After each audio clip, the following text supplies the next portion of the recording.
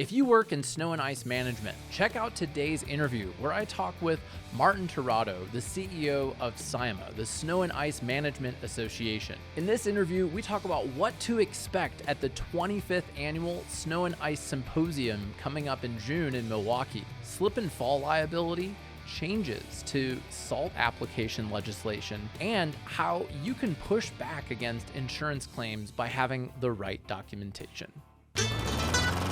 We weren't getting the leads that I knew we could. We weren't getting the right leads. What started happening is that our leads are more qualified. Our sales have probably gone up by about 10 to 15% a year. We're going to increase our sales volume by $1 million in a year. Hey everyone, Jostes here, and welcome to the Landscaper's Guide. In today's podcast, we end up talking about beef jerky again. And hey, if you want me to send you a bag of jerky and the Snow and Ice Contractors Marketing Toolbox, just go to landscapersguide.com/SIMA, and I'll give you info on how I can send you that toolbox, plus some of my top podcasts for snow and ice contractors. And without further ado, let's get into the interview with Martin Tirado, the CEO of SIMA. Today, I'm excited to interview Martin Tirado, who's the CEO of SIMA, the Snow and Ice Management Association. And SIMA has over 1,600 members. I personally just joined SIMA, and I'm excited to speak at some of their upcoming events. I'll be speaking at the Symposium in Milwaukee. And they have a bunch of other really great events, and a lot of things are changing in the snow and ice industry. And I'm excited to interview Martin today on the show to bring us all up to speed on what's changing and how we can get the most out of SIMA. So Martin, thanks so much for coming on the show. Absolutely. Thanks for having me, Jack. For people who haven't met you, just tell us a little bit about your background. You've been the CEO since 2007. How did you get into the snow and ice industry and become CEO of SIMA? Yeah, time really flies. It doesn't feel like 15 years. I tell people that, and I always preface or follow that up with, "Is that good or bad?" I'm not really sure exactly, but I've kind of come to this. I think it's good, so I focus on that part of it. But yeah, it does go fast, and yeah, I've always just after graduated from college, I've always worked in organizational management, either in a community development capacity, but largely with working with a variety of different professional and trade associations or societies, and was able to get an opportunity to work for the snow and ice industry and service providers and contractors, and I took advantage of it. It's worked out great, at least it has for me, and I certainly think that our team as well, our professional staff and our board of directors, we try to do our best to give back to the industry and provide the resources and education and support for service providers. And yeah, that's kind of how I got into it. I was lucky to meet some people that started with were on the board at the time and had gone back to SIMA a long ways. We're only 25. Our 25th anniversary is this summer, so we're still relatively new. And I'm actually only the second executive director that the association has had. So it's been it's gone by fast, and it's been a lot of fun too. What are some of the things that in leading the organization over the last 15 years? What are some of the things that are maybe the same as when you started, and what are some of the biggest changes that you've seen in the snow and ice industry? Yeah. Well, the things that haven't changed is just the work that we do, and it's definitely can be underappreciated by a lot of people. The work that snow and ice professionals do is it's in the worst weather conditions. It's on nights and weekends and holidays when a lot of times people are inside because they're not going to be out in a blizzard or ice storm. That our members and professionals are out working in those conditions. It's some of the worst conditions, and it's hard, but it can be very rewarding as well too, because when job complete and properties and facilities are safe and clear of snow and ice, there's a lot of satisfaction in that. So what hasn't changed is hard work, and it's very rewarding, and it's still challenging to get people to who have that work ethic that want to do it. And like every other sector that's happening right now, that it's becoming more and more difficult to find people to get into this profession. But I think when they do, I think that there's a lot of not only opportunities for business growth and to be entrepreneurial, but also a lot for just job and life satisfaction. Yeah, absolutely. A lot of that will never change, and it always has been kind of a challenge to find people to want to do it because it is grueling and it is at odd hours of the day, um, and in the worst weather, right? So we definitely appreciate the people who do it. What are some of the biggest changes that you've seen? Oh yes, for sure. Changes. I definitely think that the industry is becoming more professionalized. Mhm. And kind of going back 15 years, we had talked about again, me and other people involved in SIMAs. How do snow professionals become more uh, looked at or perceived as like other skilled trades in the building and even transportation sectors?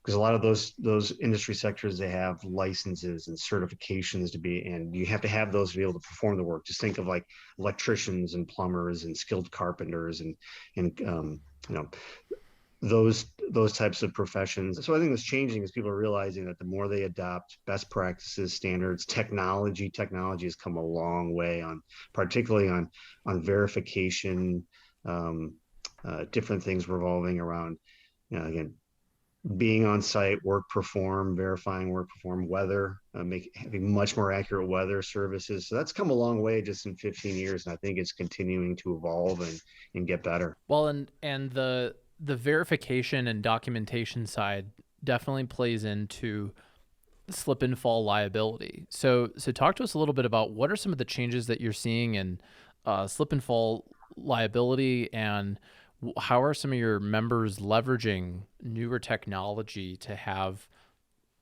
not only better safety protocols but also documentation. Yeah, certainly slip and falls. That's the Achilles heel of the snow and ice industry. Kind of that's something else too that really is going to change. Anytime that you're out in slippery and wet and icy, snowy conditions, there's going to be slip and falls, both pedestrian and even then vehicular accidents that are caused by bad weather Mm-hmm. conditions. And well, there's now, there's, I think there's the best practices, and we have an ANSI, American National Standards Institute, a verified standard. And one of those standards, it talks about the procurement of snow and ice. And there's a list of the things that you need to have on verification, um, to, to comply. And that the more that you do those steps and follow those steps, the more that you're limiting your liability. Being very exact on where, when you had personnel and equipment on a property at what time and what the weather conditions were like, and did you do any follow Mm-hmm. up? The more that you do that and comply with that, the more that cases, some of these slip and fall cases, when they bring in expert witnesses, that there's some favorable dispositions to the snow and ice professionals that are doing this documentation and verification. So again, it's kind of following these best practices and standards that are Mm-hmm. more available now, than there really wasn't anything out there in the past. But it kind of covers a lot of different things through scope of work and level of service, and those things all need to be, methods of communication. Those things all need to be kind of, communicated and validated, and that kind of stuff. So And having that documentation also empowers snow and ice contractors to push back against insurance claims. And sometimes these insurance cases you're being reviewed months later, right? And that's where having that detailed documentation comes in handy. Tell me a little bit about pushing back on insurance claims. yeah, that's something that we've been talking about quite a bit, certainly at our board of directors level in particular, and just that, um, having some type of a clause in your insurance coverage that that you can actually fight some of these claims and push back, so they aren't just settled by insurance carriers and their attorneys. Mm-hmm. Because when those are, the costs may not be direct out of pocket, they're paid by the premiums that you pay, but the indirect costs go up in just in ongoing insurance premiums, and also in a number of different states and Canadian provinces where insurance carriers are leaving the market because they just are getting too many snow and ice slip and fall claims. And the less competitiveness there is, that just raises costs and raises prices for the carriers that are out there. So one thing we kind of take a look at is there's some things like self-insured retention groups and insurance captive groups, and also just kind of working really closely with your insurance broker and carriers on if you have the documentation, paperwork, all the verification, and you think some of these claims are fraudulent, you need to have some ability to push back on those and fight those claims. What are some of the things that you've seen help snow and ice contractors when they're pushing back on that? Is there certain information that you've got to have? Yeah, it's it's what services were performed by what people and what equipment and at what times and what were the weather conditions. Those are just kind of some of the things. So it's were you applying a salt or a de-icer at certain times that were appropriate when the weather was at its at its worst? Was there follow-ups on site visits with photo and video verification? That's becoming even more common. We all are aware of this. More and more buildings and properties have video cameras just for safety and for their own security, or other reasons for protection. And can you use some of that to show that, prove that when that services are performed? Those are really kind of some of the essential things, and that those services were communicated effectively with your customer and met their expectations. When you meet those expectations, that's when you're much better protected against these slip and fall claims. Absolutely. And one of the other things that's really changing is kind of always evolving is with SALT legislation. So what's happening on a state by state basis that you're seeing maybe making its way throughout the country?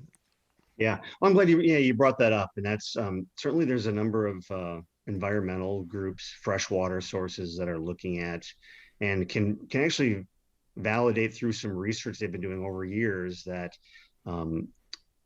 freshwater sources are becoming contaminated. One of the main contaminants of them is chlorides, and those chlorides in many cases are coming from rock salt and chloride application, both on roads, highways, but also private areas like parking lots and retail shipping centers. So there's been a lot of movement to make sure that application. We know this: if you can't entirely get rid of salt or de-icing materials because there's a massive safety issue. There's been some studies that go back years ago that show when they're not being used, the amount of accidents just grow exponentially. So, but it's more of, are you using it to following, are you trained, and are you following some of these training best practices and principles so that you're not over applying? And that's one of the main things, is some of the over applying. There has been at times over applications just because of the liability that we have. A lot of times contractors carry, the way contracts can be written, so they carry all the liability. And so they're going to do as much as they can to protect themselves. But some of the legislation that's coming down or has been changing is it's one of them started in New Hampshire. They have it's called the Green Snow Pro training in New Hampshire.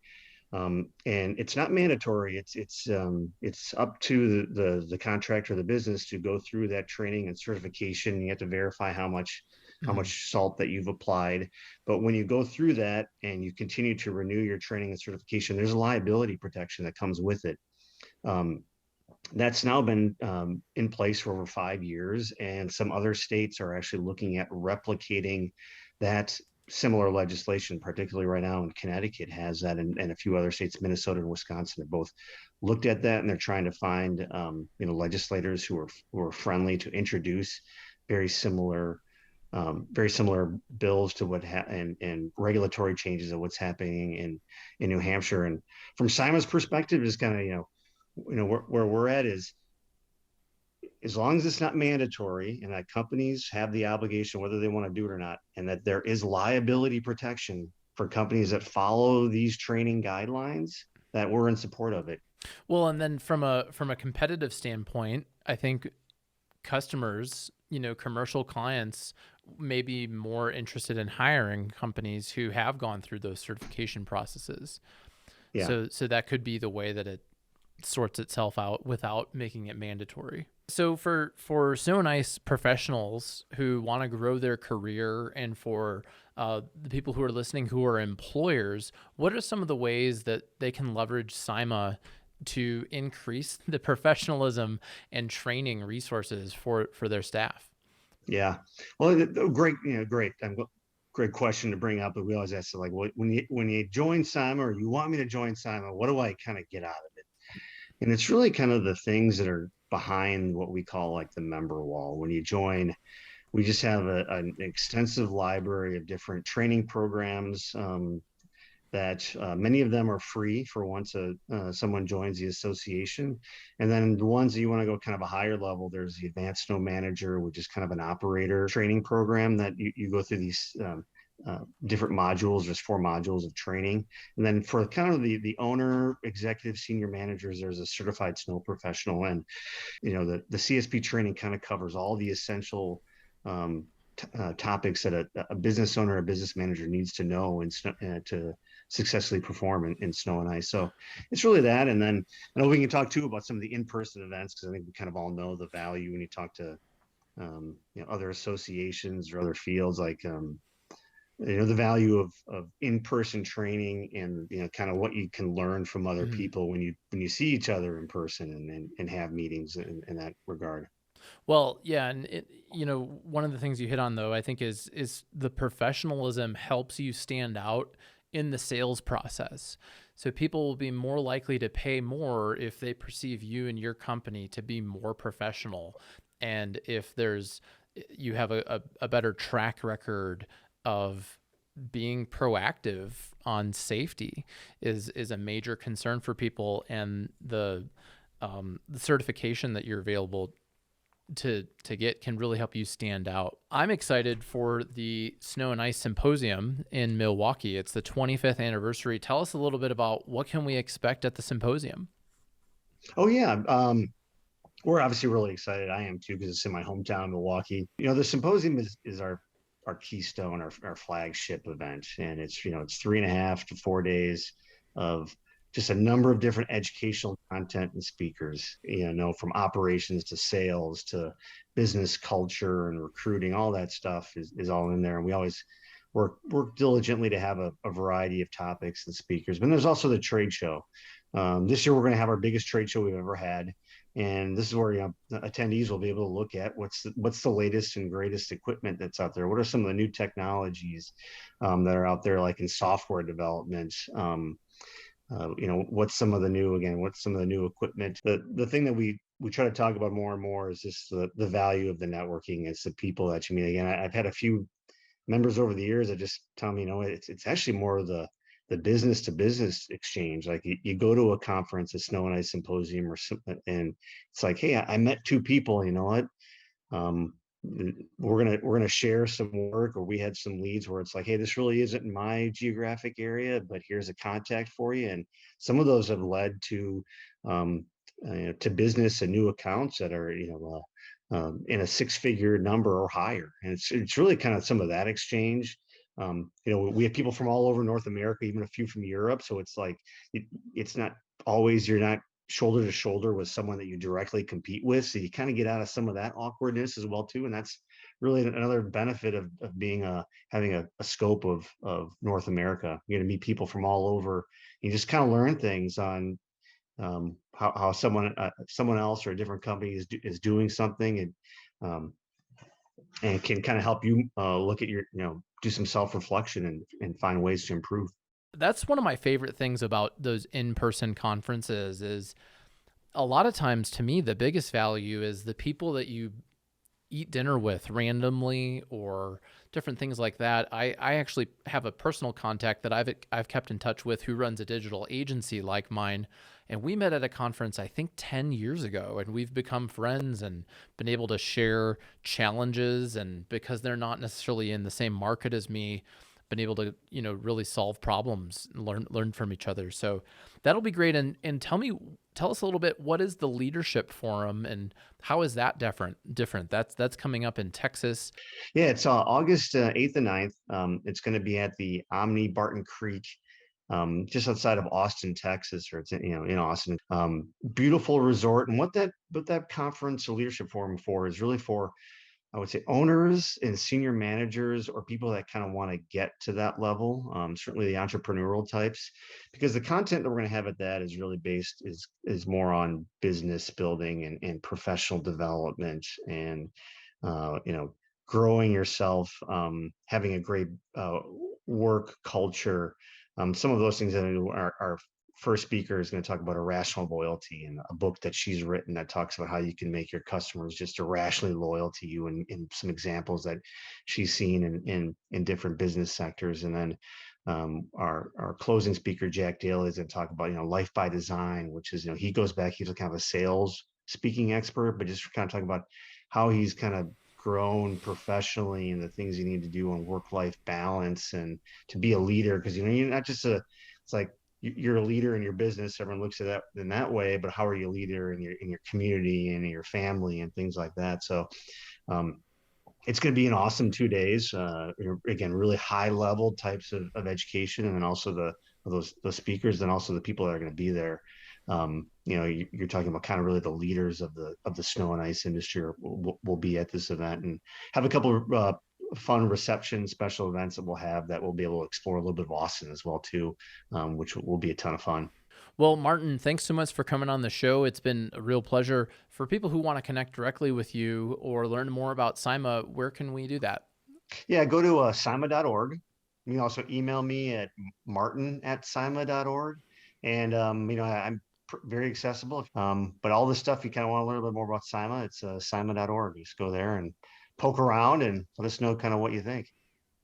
All right. Well, thanks so much for coming on the show, Martin, and I look forward to meeting you at the symposium. Great. Thanks, Jack. Appreciate you having me.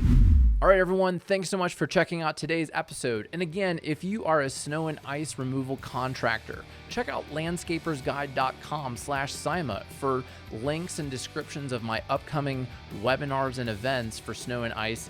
And I'll give you info on how you can get bag of beef jerky mailed to you with my snow and ice contractors marketing toolbox. Check it out at landscapersguide.com/SIMA. My name's Jack Jostes, and I look forward to talking to you next week on the Landscaper's Guide.